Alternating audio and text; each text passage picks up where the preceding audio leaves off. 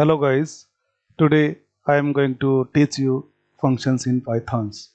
Till now we have written some Python programs and you might have realized that as the problem gets complex, the number of lines or statements in a program increases. This makes the program more bulky and difficult to manage.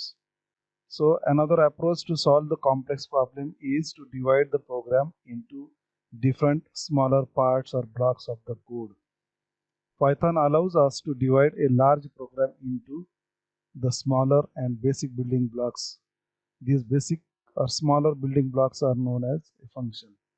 These smaller blocks of code help to manage the program in a very effective manner. It avoids the repetition of the code and manages the program in a modular form. Thus, a function can be defined as the organized block of reusable code which can be called whenever required. The function contains the set of programming statements. A function can be called multiple times to provide reusability and modularity to the Python program. The function helps the programmer to break the program into smaller parts. As the program grows, function makes the program more organized. The process of dividing a computer program into separate independent blocks of code or separate subprograms with different names and specific functionalities is known as modular programming. So we can see the importance of functions in Python.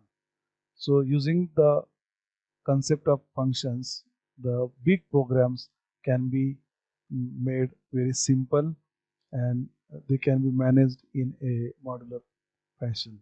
So let us see what are functions. So functions are the subprograms or part of a program that carry out a well-defined task. There are two categories of functions. The two categories are number one, standard library function. They are also known as built-in functions and user-defined functions. These are the two important categories of functions. So let us see first what are standard library functions. So you got the idea what are functions? Functions are the subprograms or a part of the program that carry out a well-defined task. When the concept of function comes in programming, whenever the problem is very complex, then program writing becomes very tough and the program becomes very big and it becomes very difficult to understand the logic of the program. So the best way is to divide this program into smaller blocks, and these blocks are designed with certain name and certain functionality. So these blocks can be written at one place and may be called at from many places in the big program. So it avoids the repetition of the same code again and again. So it reduces the length of the. So what are the standard library functions in Python? Standard library functions are the ready-made functions, or you can say they are predefined functions in Python that are frequently used in our programs. The user can use these programs when he requires from any place in the program. So these different types of functions are available in the library of the Python. So they are known as library functions. Python has a very extensive library. So library is nothing but a collection of many built-in functions that can be called in the program as and when required by the programmer. So this gives the solution to the programmer's time of creating such types of functions every time. So consider the example, what are the built-in functions? You have knowingly or unknowingly used in previous programs some built-in functions like int, input and print. So the first int input enter a number. So input is a function which is used to enter a value from the keyboard to the computer in Python. This value is in string form. So in order to convert it into integer type data, you have to use int function. Another function is print. This print function is the output function. It prints the values of objects on the screen.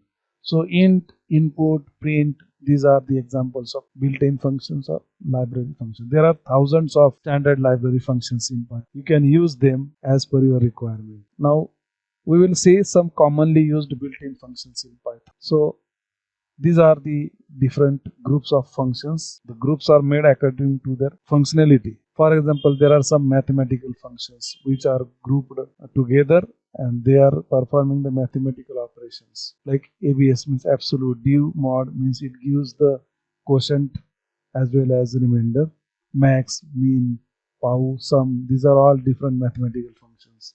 Then there are input output functions like input and print. There are some data conversion built-in functions also like bool, char, dict, float, int, list, ordinary, str, tuple, set, like this. There are some other functions also like len, range, which are common. These are all a few examples of built-in functions or library functions which are commonly used. Other than these, there are lots of functions in the library of Python. Now let us see user-defined functions. These are the functions which are defined by the user in order to achieve some task, and these functions are designed by the user as per the requirement of the user. So we can define our own functions while writing the program. Any function will never execute until it is called. This is very important. When you write a function, we will see later on how to write the function and how to call that function to do the job done. The function must be defined before the function call. Otherwise, the Python interpreter gives an. So these were few points about the user-defined function. Now focus our attention to create or define a user-defined function. So Python provides the def keyword to define a function. So the syntax to define the function is like this. Def keyword is there, then function name, and then followed by a pair of parentheses. Inside the parentheses there may be parameters. Parameters are the values which are to be passed to the function as an input. So these parameters may be present or may not be present depending on whether the function requires the parameters or not. Then there is a colon. After colon, the body or the block of the function begins. So the block consists of the number of statements one after the another. The last statement of the body of the function is always return statement, but this statement is optional. If the function returns a value to the calling program or calling portion of the program, then a return statement will be present. Otherwise, this statement can be skipped if the function does not return any value. So function body statements are all indented statements. They are to be written with a blank space of 4, and so this gives you the syntax. This is the way how to write the function. Now let us understand what does that syntax mean. So that def keyword along with the function name is used to define the function. So there is no function definition without a keyword def. So def is very important keyword. The def indicates that what is coming next, that is representing the function. What are the rules to name the function? So you know the rules for naming the variables or arrays or tuples and all that. The same rules of naming an identifier are to be followed while giving the name to the function. Means the function name should include the lowercase letters A to Z, digits 0 to 9, and only underscore letter. Special characters other than the digits and alphabets and except underscore are not allowed. The first character of the function name should be always a letter, not the digit. Function accepts the parameters and they can be optional. If the function does not accept any input value, then parameters may be absent. If the function requires input values, then parameters are present in the parentheses. The function block is started with the colon, and block statements must be at the same indentation. This is very important. As I told you, these statements are indented from D. After 4 column spaces, the function statements are starting writing here. So this indentation is important. The indentation is used to indicate the block or body of that function. Now let us define a simple function add for addition of two numbers x and y.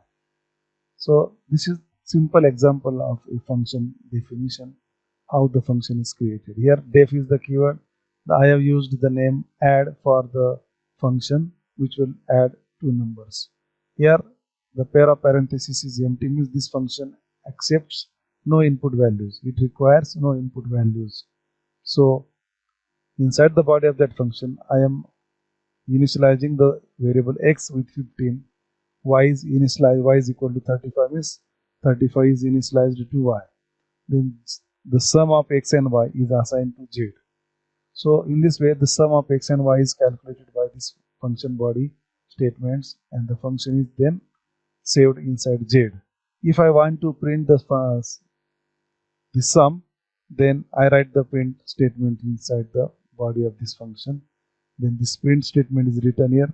This message, prompt message addition equal to, and value of z will be printed.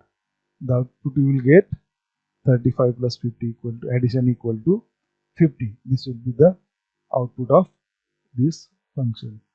But this function will never get executed unless and until if it is not called. So how the function is called, that we shall study later on.